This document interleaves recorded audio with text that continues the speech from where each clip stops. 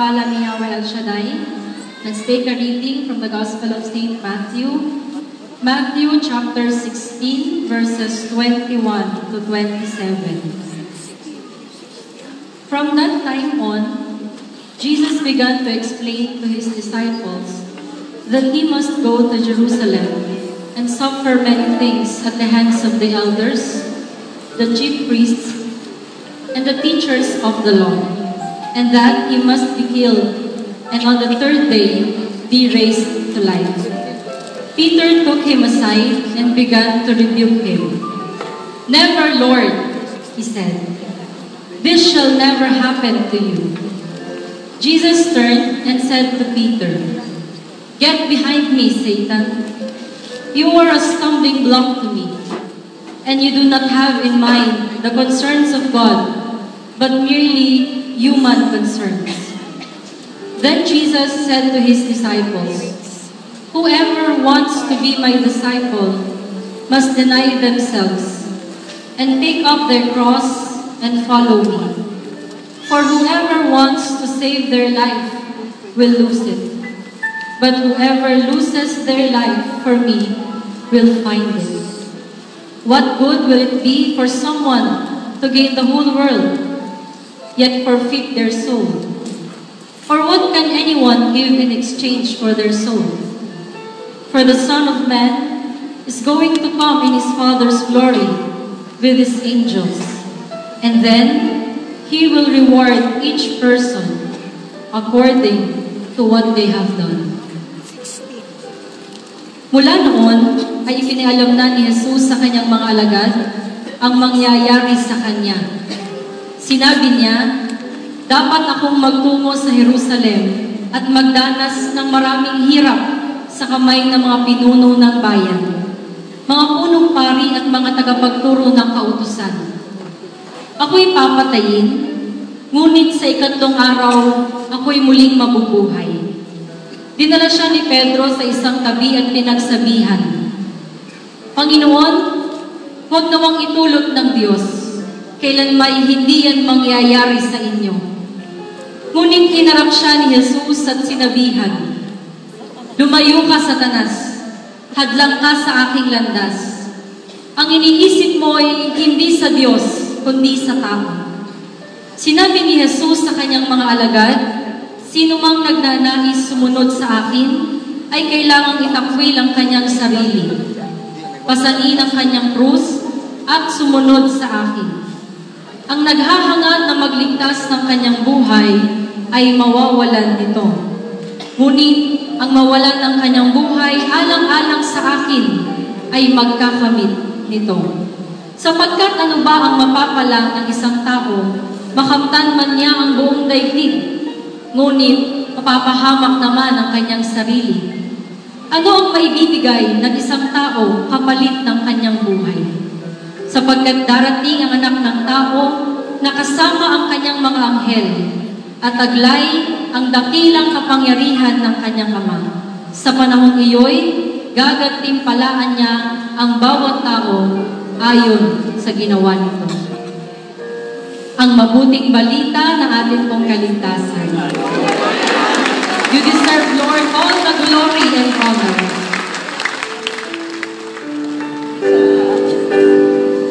You deserve the glory and the honor. Lord, we lift our hands in worship as we lift our holy name. You deserve your glory and the honor. Lord, we lift our hands in worship as we lift your holy name. For you are great, you do miracles so great. There is no one else like you. There is no one else like you. For you are great, you do miracles so great.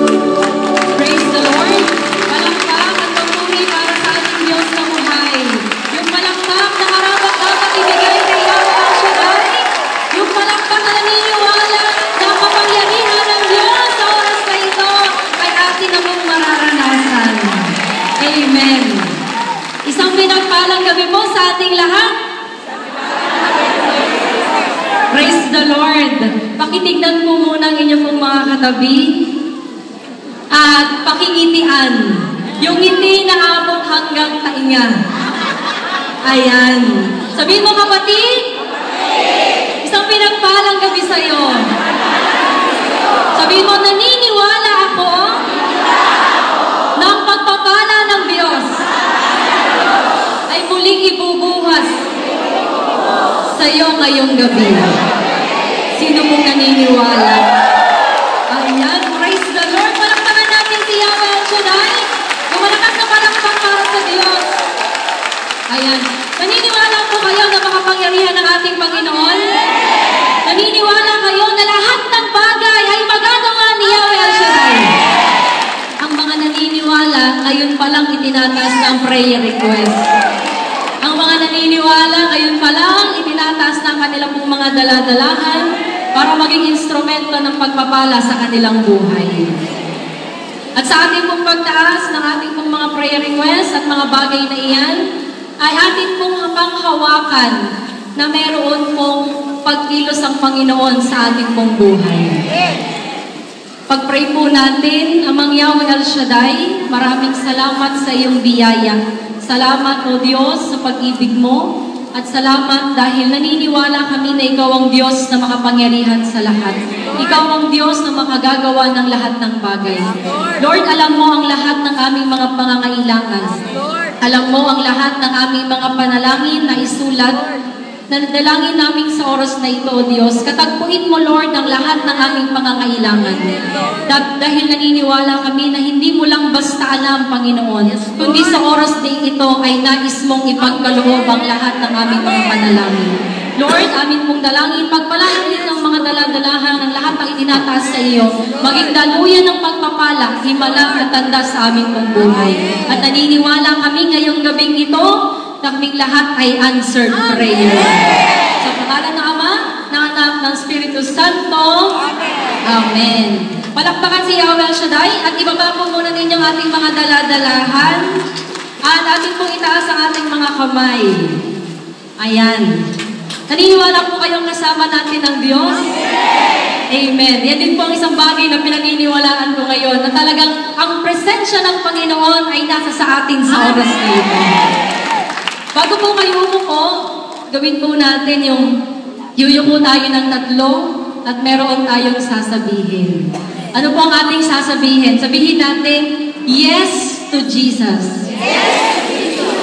3 ulit po iyon. Handa na po kayo? Yes. 1, 2, 3. Yes to Jesus. Yes to Jesus. Yes to Jesus. Ayan. Palakpakan si Lord at pwede na po kayong maupo. Praise the Lord. Isang pinagpalang gabi po sa ating lahat.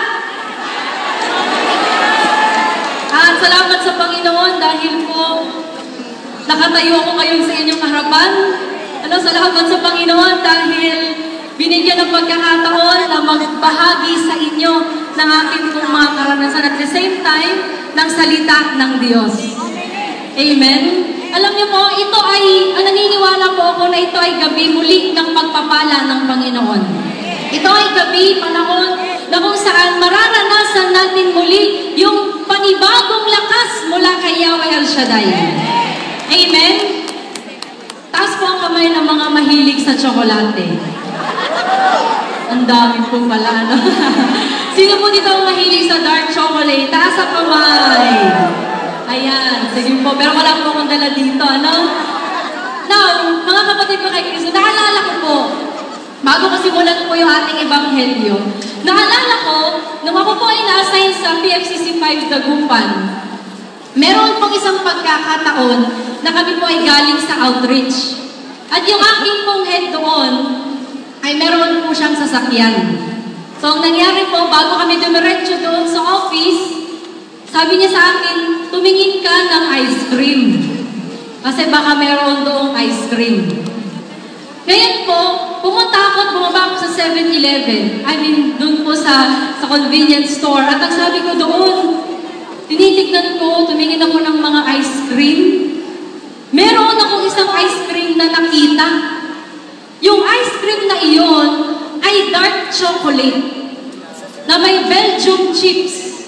na made in Australia. Sabi ko ngayon, wala akong perang dala. No, kaya hanggang ginawa ko po, sabi ko dun sa aking head, balik na lang tayo po. No, kasi meron pong nakita doon, kaso wala akong dala pang pera.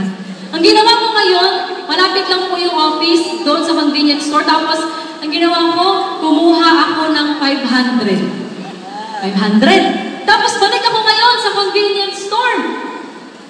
Tapos, pagka balik ko po doon, agad kong kinuha yung ice cream. Wala nang tingin-tingin kung magkano. Tapos, nagdoon na ako sa counter at nagbayad. Alam niyo po yung ice cream, ganyan lang kaliit. No, pero ang litin ko, dark chocolate with Belgian chips made in Australia. Sabi ko talaga, gusto ko na ito. Tapos pagbayad ko, sabi ko ganoon, ang lumabas ay tumatingting na 350 pesos. Ganyan lang po kaliit. Nung nakita ko na 350 at na-punch na, hindi ko na po hinayaang ibalik. Talagang hinayaan ko na lang. Sabi ko, buti na lang 500 yung dinala ko. Tapos umuwi ngayon ako sa office, dala-dala ko yung ice cream. Nilagay ko siya agad sa ref, sapagkat kami po ay maghahapunan muna. At noong nilagay ko sa ref, yung ref po medyo hindi po gaano sa maayos, ano? Kaya madaling matutunaw yung ice cream. Ngayon, nung kakain na kami ng aking head, mayroong dumating bisita. May dumating na bisita. Ang nangyari ngayon, sabi ko, naku, sa isip-isip ko, ang mahal-mahal ng ice cream, baka matunaw lang. Hinantay ko silang matapos magkwentuhan. Pero napakatagal. Ang ginawa ko na hindi na ako makapagpigil. Sabi ko, mahal yung ice cream na yun. Ay, ang ginawa ko, kinuha ko po yung ice cream sa ref ng pasimple. Kumuha ako ng kutsara. Umakyat ako doon sa aking kwarto at kinain ko yung ice cream. Talagang malapit na pong matunaw. At noong nandun na po kami, inubos ko na yung ice cream. Ubus na. Yung 350 pesos. No? Babaha ako ulit sa amin. Doon sa aking head. Pagbaba ko sa head ko, wala na siyang kausap. Ang tanong niya sa akin, nasa na yung ice cream? sabi ko, hindi na lang ako. Sabi ko, ubus na po. Alam niyo po, yung time na yun, sabi niya, hindi ka man lang nagbigay. No? Alam niyo, ba't ko po ito naalala? Sapagkat pumasok doon yung pagka-impulsive ko na yung ice cream ko sayang. Ang mahal-mahal ng ice cream na binili ko, napakaliit lang, hindi dapat matunaw. No? Siguro po, minsan may mga sitwasyon na nagiging impulsive din tayo. Mabilis yung reaction, hindi nag-iisip ng maayos, kaya ngayon yung head ko walang natikmang ice cream. Ano? Alam niyo po, ganon din yung ating pong ebanghelyong binasa. Si Pedro ay medyo naging impulsive. Kaya ang sabi niya, Lord, hindi yan pwedeng mangyari sa iyo. Not thinking kung ano yung kagustuhan ng Diyos. Not thinking kung ano yung kagustuhan ni Jesus. Ang inisip lang niya ay yung, hindi lagi na tayong magkasama. Yung benefit na makukuha niya. Pero ang napakaganda dito, mga kapatid ko kay Kristo. Yes, Peter was frightened sa idea na mawawala ang ating Panginoong Jesus. Pero ang napakaganda po dito, ang ating pong Panginoong Diyos ay pinakita pa rin yung kanyang habag at awa sa ating kapatid na si Pedro. Amen. Sabi mo sa tabi mo, kapatid, ikaw ba ay tunay na alagad ng Diyos? Ano pong sagot? Amen. Sabi niyo nga po, yes to Jesus. Yan po ang ating pong pag-uusapan ngayon. Gagamitin natin po para mas madali nating matandaan yung salitang yes bilang acronym. Yes to Jesus. Unang-una, tatandaan natin, if we say yes to Jesus, letter Y. Ano pong ibig sabihin? Yes to God's will. Pakiulit nga po, yes to God's will. Sino bang nakakaalam ng kantang, I have decided to follow Jesus. I have decided to follow Jesus. Ano po sabi doon? No! No! Turning back. Ibig sabihin, once na nag-yes tayo kay Lord, once we have decided to follow Jesus, wala nang ayawan. At kapag nag-yes tayo sa ating pong Panginoong Jesus, ito rin ay pag-yes sa Kanyang kalooban. Amen? Alam niyo po, sabi sabi dito, ang napakahalaga ay ang pag-uunguna natin sa Panginoon. Sa Ebanghelyo, kalooban ng Diyos na ipako si Jesus sa krus, mamatay at muling mabuhay. May kanya-kanya tayong gusto. Mayroon tayong kanya-kanyang plano at hangarin. Pero sa ating buhay pananampalataya, kapag nag-yes ka na kay Lord, nag-yes ka na sumunod sa Kanya, ibig sabihin kung ano ang naisin ng Panginoon, yun din ang naisin mo na sa iyong buhay. Bakit? Sapagkat alam natin na ang kalooban ng Panginoon, ang plano ng Diyos ay mas higit na maganda kaysa sa atin. Amen? Now, sabi dito, sa first sorrowful mystery po, pag tayo nagdadasal, nandoon po yung not as I will, but as you will. Saying yes to Jesus is saying yes to His will. Saying yes to Jesus is not just a one-time act. Ang pag-oo mo sa Panginoon, ang pagsunod mo sa Diyos, ang pag-yes mo ay hindi lang isang beses. Naniniwala mo kayo doon? Pag nag-yes ka sa Diyos bilang maging isang manggagawa, nandoon merong ulit isang sitwasyon na kailangan mo ulit mag-yes sa Diyos. Parang ganito po yan. Kapag nag-yes ka na maging manggagawa ng Panginoon, another yes ang hihilingin ng Diyos. One yes will lead you to another yes. Nakuha po ninyo? Until ang yes na ito ay maging daan para unti-unti tayong magsikap sa kabanalan. Amen? Sabihin nyo nga po ulit, yes to Jesus. Yes to His will. Parang ganito po yan. My dear brothers and sisters, naalala ko po, bago kami mag-graduate po, third year college, ako po ay medyo dumanas po ng medyo kaunting lungkot at na-depress na kaunti. At yung akin pong January 2012, wala akong ginawa po kundi umiyak, kundi parang tanungin si Lord, bakit ganito yung nangyayari? I was depressed. And minsan, lalabas ako sa klase namin dyan sa Sirida Valley para lang umiyak sa CR. Tapos iiyak ko lahat ng aking nararamdaman. At alam niyo po, nung nangyari iyon, ay dumating sa punto na habang ako ay nag-pray kay Lord, na hindi ko na talaga kaya yung aking nararamdaman. Sabi niya sa akin, ako po ay magpunta sa confession. Na po, sa kumpisal. Ikumpisal ko lahat ng aking mga nagawang pagkakasala. Kasi that time, 2012, ang aking last confession ay, I think, grade 6 pa lang po ako. So, kung tutuusin, nung grade 6 ako, kaharap ko pa yung pare. O face-to-face pa kami nung pare. So, parang dumating sa punto na sabi ko, kapag, Lord, magkukumpisal ako, pwede po ba yung somewhere na malayo? Quezon City, Batangas, na somewhere na malayo sa Muntinlupa. Kasi po, nung time na yon, yung pura paroko namin, na pinagkumpisalan ko na grade 6, siya pa rin yung aming pong pura paroko. At dahil kahit nag-aaral sa College of Divine Wisdom, hindi naman po ako nangungumpisal pa noon. And that is one thing na hiningi sa akin ng Diyos, ang mangumpisal ako. Pero sabi ko nga po, medyo nahihiya ako noon sa lahat na aming mga kasalang nagawa, lahat ng pagiging pasaway, lahat po ng pag-iinom ko noon, lahat, naipon na yon. Kaya sabi ko noon, Lord, sige po, mangungumpisal ako, pero sa malayong lugar.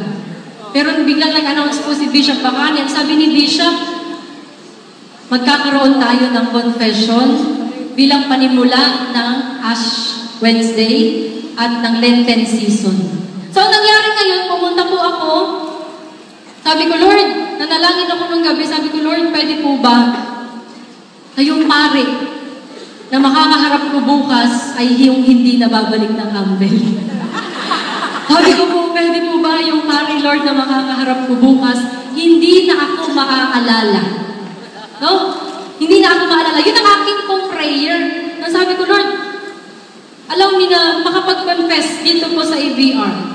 And then, it so happened na pumilang po ako noon kahit talagang kabado-kabado ako at nilugay ko yung aking mahabang buhok ko noon para syempre matago yung aking mukha. Tapos nandoon na din habang ako po ay papunta na doon sa ABR, may 5 pare! Isa po doon si Bishop Bacani. Pero syempre, hindi tayo kay Bishop. Alam ba? Iwasan natin si Bishop. Ang ginawa ko po ngayon, doon ako sa pinakadulong pare. And yun nga po, nilugay ko yung aking buhok sakit. At habang ako po ay nandoon na, nag-confess na ako, talagang tinatago ko yung aking mukha doon sa pari. Yung pari doon nakatingin, ako dito din, magkasalungat kami. At ako ay iyak na po ng iyak nung nilalabas ko na lahat ng aking mga kasalanan. Nung ako po ay nag-yes dito na mag-umpisal ako, nariniwala na po ako na kasama ko na po ang Diyos. Nung ako po ay nagko-confess na at umiiyak, alam mo, nagtataka ako dahil sumisilip ako ng kaunti doon sa aking buhok. Sabi ko, yung paring ito, hindi ako tinitignan. Ano po? Hanggang sa matapos na ako mag-talk, hindi talaga tumitingin yung paring. Tapos lumabas ako ng confession room, ng AVR. Tapos, bilang may nagsalitang usherette, ang sabi niya, mga brothers, mga sisters, pakialalayan niyo yung pari na nasa dulo. Kasi yung paring yon ay hindi nakakakita. Yung paring yon ay bulag. Nung narinig ko yun, grabe. Sabi niya ako, grabe.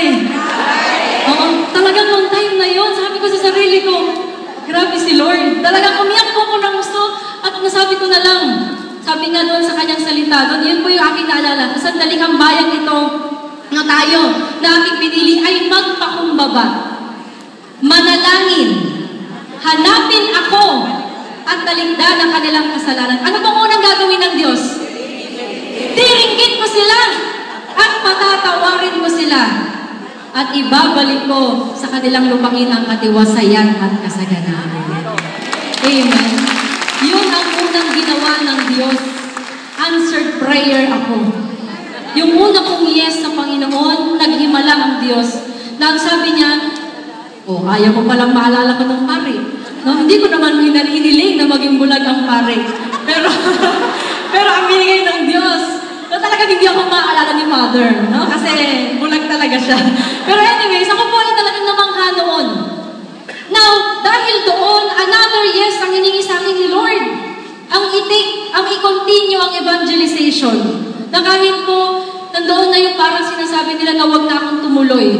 No? Pagkatapos mong i-take yung evangelization, dahil sa circumstance na yun, na naranasan ko ang grasya ng Panginoon, na by answering my request, na hindi ako maalala ng pare, na napatawad ako, at nagkaroon ng kapayapaan ng puso ko, it leads me na tanggapin ang evangelization. At nung kami po ay graduate na, another yes ang hiniling ng Panginoon. Kung tatanggapin po ba namin yung paglilingkod. At at the same time, pag nandun lang po yung another yes mo, preacher ka na, nandun na po na yung makaka-assign ka sa ibang lugar. And recently po, ako po ay na-assign sa Davao City. Alam niyo po, isang yes din po ito sa Diyos. Bakit? Kasi nung nasa Dagupan ako, sabi ko po, ayaw kong ma-assign sa Davao. Ayaw kong ma-assign sa Mindanao. Pero alam niyo po, sabi ni Brother Ray noon, sa Davao ka.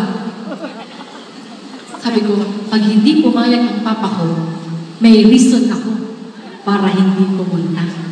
Tapos lahat ng pinagsabihan ko, sabi nila, Sister Sarah, saan ka ma-assign? Davao. Ay, maganda dyan! Tapos yung papa ko, habang kami po ay nakain, ang sabi niya, saan ka assign ngayon? Huwag mong sabihin sa Mindanao. Tapos ang sabi ko, sa Davao po. Ang sagot niya sa akin, ay, maganda doon. Doon ka na magpa-assign. Okay dyan, sabi niya gano'n. Kaya sa isip-isip ko, wala na. Talagang kalooban ni Lord na maaari ng Davao. Ano? At ngayon po, another yes ang nilagam ko po kay Lord. Another yes, ano po yun, yung magtayo ko po sa inyong harapan. Ano po, dahil talagang, iba po talaga yung kapag tapos ko parang kanina, sabi ko, ang dami pa ng tao, kala ko kanina kaunti lang. Pero ito po natandaan natin. Sa bawat pag-yes natin sa Diyos, sa bawat pag-oo mo sa kalooban ng Panginoon, sa pagtanggap mo sa Kanyang kalooban, merong magandang plano ang Diyos. Sa pag-yes mo sa Diyos, nabubuksan din ang biyayang nakalaan para sa Kanya. Sa bawat yes mo sa Diyos, nararanasan natin yung Kanyang himala at yung Kanyang pagsama. Amen. Palakpakan natin si Yahweh El Shaddai. Sabi nga dito, now, tayong lahat, ilang years na po ang gawain? 34. Bawat araw ay another yes na hinihingi ang ating Panginoon. At kapag tayo ay patuloy na nag-yes sa kalooban ng Diyos, tatandaan natin, nagagawa na nating sumunod sa kanyang kalooban. At ang sabi ko nga po sa aking sinulat, ang tunay na nagbibigay kaganapan, kagalakan at kabuluhan sa buhay ng tao ay nagmumula sa pagsusumikap niyang maging banal at kalugod-lugod sa Diyos. You become the real you when you obey and say yes to the will of Yahweh El Shaddai. Amen. Magiging totoo tayo. So nawa mga kapatid ko kay Kristo, always say yes to Jesus. Always say yes to His will. Sabi mo sa tabi mo, kapatid, paano malalaman ang kalooban ng Diyos? Sabihin niyo nga po, Sister Sarah. Paano? Ayan, tandaan po natin, sabi ni Bishop Pakani, akin pong tatandaan, sabi niya, paano malalaman kung ito ba'y kalooban ng Diyos? Tandaan natin, sabi po niya, maging ka-vibes natin ang Panginoon. Maging kalapit natin ang Diyos. Paano? Sa pakikinig ng salita ng Diyos, sa pagsisimba, sa pagtanggap sa Kanya sa Eucharistia, sa paggawa ng mabuti, at sa pagdadasal araw-araw. Amen. Taas po ang kamay ng mga meron kong relasyon sa Diyos. Praise the Lord. Palakpakan natin ang ating pong Panginoon.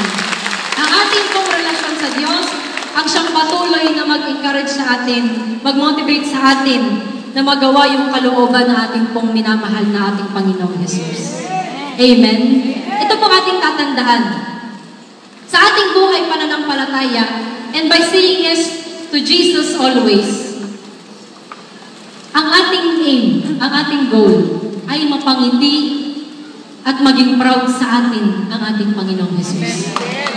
Amen? Sa lahat ng ating gagawin, sa lahat ng ating sasabihin, ang isipin natin, mapapangiti ko kaya si Jesus kapag ginawa ko ito? Magiging proud kaya si Lord kapag nagaginawa ko ito, nag-yes ako sa Kanya. And I can assure you, 100%, na kapag sinunod natin yung kalooban ng Panginoon, pag ginawa natin yung mga bagay na hinihiling ng Diyos na gawin natin, magiging proud sa atin si Yahweh El Shaddai. Amen? Mapapangiti natin ang Diyos. Amen po? Palakpakan natin si Yahweh El Shaddai. Muli sabihin mo sa tabi mo, kapatid. Say yes to His will. Amen? Palakpakan po si Yahweh El Shaddai. Malakas na palakpak para kay Lord. Amen. Letter E. Ano po?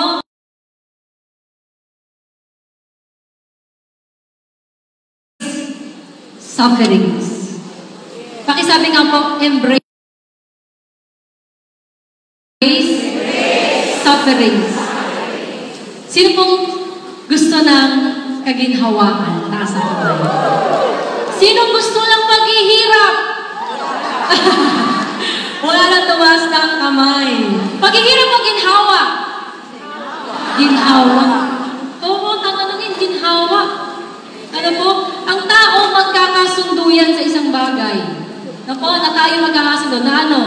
Na kapag nahihirapan, iwasan, o gumawa ng paraan para hindi mahirapan. Amen? Pag sumakay ka ng PNR, unahan mo sa jeep. Kanya-kanya. At syempre, kahit po makikita mo na minsan na mayroong mga nakatayong mga senior, may buntis, at dahil hayahayang nakaupo pag nadoon ka sa PNR, hindi ka natatayo. Nandoon na ang gusto ng tao ay yung comfort. Pero pag tayo ay naglingkod sa Diyos, pag nag-yes tayo sa kalooban ng Panginoon, tatandaan natin na hindi mawawala ang paghihirap. Laging present ang paghihirap sa lahat ng uri ng tao. Ang kaibahan nga lang sa ating mananampalataya, na lahat ng paghihirap natin, kasama natin ang Diyos. Yun ang kaibahan natin sa iba. Na naghihirap man tayo ngayon, pero masaya pa rin yung ating pusong naglilingkod.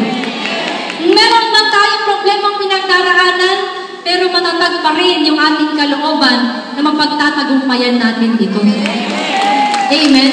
Sabi dito, sa ating pong ebanghelyo, sabi ni Pedro, Lord, hindi yan pwedeng mangyari sa'yo. Huwag nawang pahintulutan ng Diyos. Ano po ang sabi ng Panginoon? Lumayas ka, Satanas. Ano po? Ibig sabihin si Pedro ay nagiging tukso. No?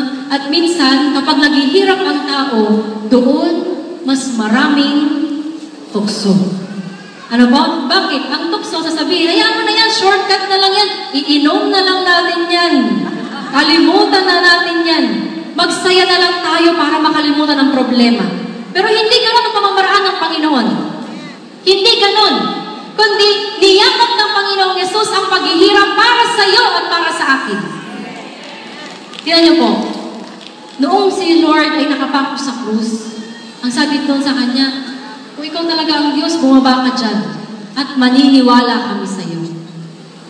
Sabi po ng mga tao, pero yung pinakadahilan, yung hindi pagbaba ng Panginoong Yesus sa krus, kahit kaya niya, ang siyang dahilan ng ating pananampalataya ngayon.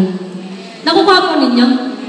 Yung kanyang hindi pagbaba sa krus ay pagpapakita na walang hanggan yung kanyang pag-ibig sa iyo at sa akin. Amen. Now, tandaan natin, kung ito yung ginawa ng ating pong Panginoong Jesucristo, hindi rin tayo exempted sa paghihirap. Sabi nga, di ba, bakit ako dumaranas ng ganito? Mabait naman ako. Si Lord na pinakamabuti, pinakamabait, dumanas ng hirap. Tayo din mga tagasunod niya. Now, hindi ko po ito sinasabi para maginaan tayo, kundi pinapaalalahanan ko po ang bawat isa na tandaan natin, kapag sumunod tayo sa Panginoon, opo, merong problema at paghihirap, pero tandaan natin, kapag meron tayong Jesus, mapagtatagumpayan natin ang lahat ng bagay. Amen? At sabi nga po dito, kapatid ko kay Kristo, ang ating pagkapanalo ay hindi buhay na walang pagsubok, kundi pagwawagi sa pagsubok kasama si Kristo Jesus. Ito ba po, naalala ko sinabi ng ating mahal na pulong lingkod. Ang mga problemang dumarating sa ating buhay ay pamamaraan ng Diyos upang mahinog ang ating pananampalataya. Amen. When you embrace sufferings, na meron tayong paghihirap, ibig sabihin, nandoon pa rin yung kagalakan sa ating puso. Ang paglilingkod, hindi nga po ganoon kadali. Pero kapag niyakap natin ang paghihirap na ito na inaalaw ng Diyos sa ating buhay, nandoon yung kagalakan sa ating puso. Nandoon na hindi na tayo nagre-reklamo. Nandoon na nare-realize na natin na merong gustong ituro ang Panginoon. At the same time, inaalaw natin ang ating sarili na makipag-isa sa paghihirap ng ating Panginoong Yesus. Amen? No, ako po ay hahayo noon sa lugar ng Pasig, ay dumating po sa point na, actually po kaka-start pa lamang po namin noon. Tapos, nung kami po ay nag-i-start pa lang sa ministry, meron pong pinuntahan sa may lugar ng Pasig, ano? And then, one time, kapag ako po ay nahayo before, medyo nahihirapan ako kapag ang surroundings po, o kaya ang biyahe ko ay hassle, pag mainit, dahil medyo nagsasuffer ako ng kaunti. Sapagkat kapag ganoon na, yung aking pakiramdam po ay hindi na nagiging maganda. Yung aking buong katawan ay medyo nangangati at namamantal kapag ako po ay medyo napapawisan ng gusto at nai-stress ng sobra dahil sa biyahe. Ngayon, pag biyahe ko po noon sa Pasig at pagdating ko mismo doon sa may fast food chain, habang po ako nandoon, naiinis ako sa sitwasyon, and then I even question that, sabi ko, Lord, bakit ba kasi hindi pwedeng maghayo ako na medyo, yung kalang yung hayahay na, yung para bang hindi mo na maranasan yung sobrang pawis, yung sobrang ganito, yung walang hassle. Hindi ba pwedeng pumunta ako doon sa lugar na iyon na maginhawa yung aking pakiramdam? Yun yung aking biggest challenge din po noon kasi talagang nahihirapan po ako. Discomfort yung aking pong nararamdaman. At alam niyo po, pumila ako noon sa isang fast food na sabi ko, kailangan kong pumila dito sapagkat kailangan kong magpalamig. Kailangan ko ng malamig para maginhawaan yung aking pakiramdam. At alam niyo po, pagpila ko po doon at ako'y naiinis pa rin, ayaw ko na sanang tumuloy sa aking outreach at talagang hindi po maganda ang aking mindset. Biglang kung maya-maya habang ako nagrereklamo sa Diyos, biglang mayroong pumila doon sa disabled na line. At ang babaeng kong pumila ay naka-short lang, tapos nakasando. At nung siya po ay pumila doon, alam niyo po, para po akong sinampal doon, na habang ako ay nagrereklamo dahil sa aking balat, dahil nga nangangati at namamantal. Habang ako ay nagrereklamo sa aking nararamdaman, isang babae ang pumila doon, na ang kanyang buong katawan mula ulo hanggang paa, ang kanyang balat ay meron pong mga parang nakausli. Hindi ko po alam kung anong skin condition yun. Pero halos buong katawan niya. Ganoon. Alam niyo po, sobrang napahiya ako that time. Nasabi ko sa sarili ko, bakit ako nagrereklamo? Mas mahirap nga yung kanya pong pinagdaraanan. Minsan kasi, o madalas, nagrereklamo tayo sa mga paghihirap na kaya naman talaga natin. Hindi po dapat ganoon. Ang tunay na pagyakap sa paghihirap na inaalaw ng Diyos ay ang marunong tayong magtiis. At ang tunay na pagtitiis, walang reklamo. Amen? At that time, doon ko na-realize na hindi pala dapat tayo nagre-reklamo. Kasi kung ano yung binigay sa atin, sabi nga sa verse na kaya naman talaga natin. And every time, mga kapatid ko kay Kristo, na tinitiis natin ito. Yung mga paghihirap na meron tayo, problema sa pamilya, sa trabaho, lahat ng paghihirap na meron tayo ngayon, every time na ito ay tinitiis natin at hinaharap natin, ibig sabihin, nagiging kaisa po tayo sa paghihirap ng ating Panginoon Jesus. Amen. At tatandaan natin, mga kapatid ko kay Kristo, sabi nga po, nabuhay si Lord yung after 3 days. Kung nagtitiis ka ngayon para sa Diyos, ang paghihirap na yan ay lilipas. Ang paghihirap na yan ay iyong mapagtatagumpayan. Amen. Huwag tayong aatras, huwag tayong mawalan ng pag-asa, at huwag nating sisihin ang Panginoon ng Diyos sa lahat ng problema ang ating nararanasan. Dahil hindi mo kaaway ang Diyos pag naghihirap ka. Bagkus, kakampi mo pa ang Panginoon kapag naghihirap tayo. Siya pa ang sumasaklolo at sasaklolo sa atin sa panahon na hindi na natin kaya. Sa panahon na hopeless na tayo, tawagin natin ang pangalang Yahweh El Shaddai. Amen. At sabi ng Panginoon, siya ay darating sa buhay natin. Sabi ni Mother Teresa, ay ganito, pain and suffering have come into your life. But remember, pain, sorrow, suffering are nothing but the kiss of Jesus. A sign that you have come so close to Him that He can kiss you. Napakinggan po natin. Ang lahat daw po na paghihirap, lahat ng sakit, ay ito po ay tanda ng halik ni Jesus. Yung mga problema na meron tayo ay halik ng Panginoon. Bakit? Ito ay tanda na napakalapit na ng Panginoon sa atin, kaya nagagawa niya na tayong halikan. Ibig sabihin, pero pag meron tayo mga problemang dinaranas, mas malapit sa atin ang Panginoon. Mas nararamdaman natin yung kanyang pagkalinga. Amen? Tandaan natin, taas po ang kamay ng mga nagmamahal sa Diyos. Ayan, palakpakan natin ang ating Panginoon na ating minamahal. Ang nagmamahal sa Diyos ay marunong magtiis.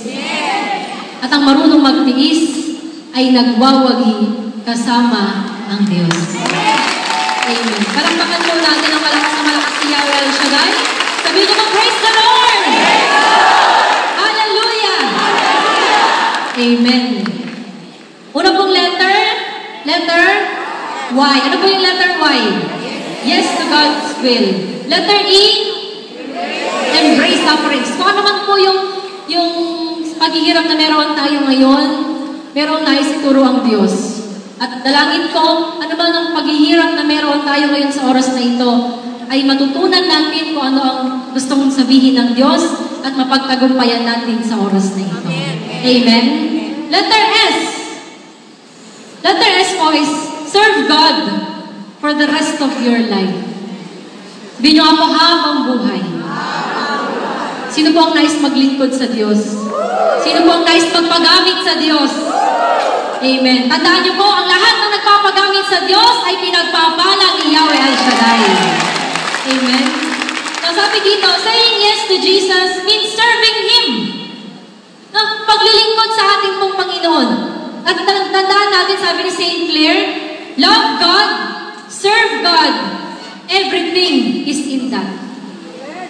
Paglingkuran natin at mahalin ang Diyos, ang lahat ay umiikot doon. Sapagkat ikaw at ako ay nilikha ng Diyos para sa Kanyang kapurihan. Ikaw at ako ay nilikha ng Diyos para paglingkuran natin si Yahweh Al Shaddai. Pero sabihin niyo, pero sister, hindi kami lugi. Tandaan niyo po, pag tayo ay naglingkod sa Diyos, nag-commit sa ating Panginoon ng ating sarili, hindi tayo talo. Amen. Hindi tayo lugi. Kahit medyo merong pagod, kahit medyo merong puyat, hindi tayo talo. Sapagkat ang ating pinaglilingkuran ay makapangyarihan. Sapagkat ang ating pinaglilingkuran ay si Yahweh El Shaddai. Hindi tayo talo. Ibig sabihin, ang ating Diyos na pinaglilingkuran mayaman. Amen. So, ibig sabihin, yung pagiging mayaman ng Diyos, mayaman na rin tayong lahat. Ano mo, mayaman na rin tayong lahat. Sabi nga po dito, sa ating pong Ebanghelyo, sabi ng Panginoon, ngunit ang mawalan ng buhay, alang-alang sa akin, ay magkakamit ito. Ang tanong is, gaano ba tayo kahanda na ibigay ang ating sarili sa Diyos? Gaano ba tayo willing na i-offer lahat sa ating pong Panginoon? Now, tandaan natin mga kapatid ko kay Kristo, ang paglilingkod sa Diyos ay merong iba't ibang maraan. Sa pamilya, sa trabaho, sa community na ito na ating kinabibilangan. Pero, ang tunay na paglilingkod, masusukat po yan kung meron tayong pagmamahal sa ating puso. Ang tunay na paglilingkod, walang kasamang inggit. Ang tunay na paglilingkod ay ibinibigay mo ang iyong sarili sa Diyos at sa kapwa mo ng may pagmamahal. Amen? One time, si St. Therese of Child Jesus, inutusan siya ni Lord. Sabi ni Lord, kunin mo yung baso ni Father na napakalaki. Tapos, itabi mo yung baso mong napakaliit. Ngayon, ang ginawa ko ay pinuno ng tubig yung malaking baso ni Father at yung maliit na baso ni St. Therese. Doon parehas na pong puno, ang sabi ng Diyos, ngayon, sino sa kanila ang mas puno? Kapag kayo tatanungin ko, isang malaking baso ni Father na puno ng tubig, at isang maliit na baso ni Santa Teresa na puno din ng tubig. Tatanungin ko kayo, sino ang mas puno? Sino mo? Parehas. Parehas. Sabi ni Santa Teresa ay ganito, I had to admit that one was just as full as the other because neither of them could hold anymore. Parehas lang silang puno. Bakit? Kasi parehas na silang walang space. Ganon po inilalarawan ng Panginoon ang sitwasyon ng mga tao sa langit. Nang sabi doon, that was the way you helped me to grasp how it was that in heaven, the least have no cause to envy the greatest. Walang dahilan para mainggit po ang pinakamababa doon sa pinaka-greatest. Bakit? Kasi parehas silang pinupuno ng biyaya ng Diyos. Sa paglilingkod natin, kapag lilingkod natin kay Yahweh El Shaddai, tatandaan natin, ibigay mo ang buong puso mo sa Diyos.